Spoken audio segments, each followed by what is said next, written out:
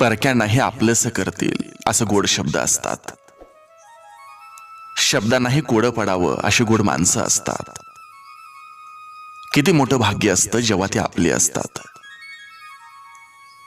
आणि रसिकानो, तुम्ही आपली आहात, या परिवारातील आहात. आजही मी तुमच्यासाठी खूप सुंदर असं सुविचार घेऊन आलोय. जेव्हा काही माणसांना तुमच्यातलं चांगलं सहन होत नाही, तेव्हा ते इतरांना तुमच्यातलं वाईट सांगायला सुरुवात करत असतात. जे हक्काचे आहे ते झगडून देखील मिळवावे, पण ज्यावर हक्कच नाही ते मिळालं तरी स्वीकारू नये. जात हा अपघात आहे, त्याबद्दल गर्व कधीच करू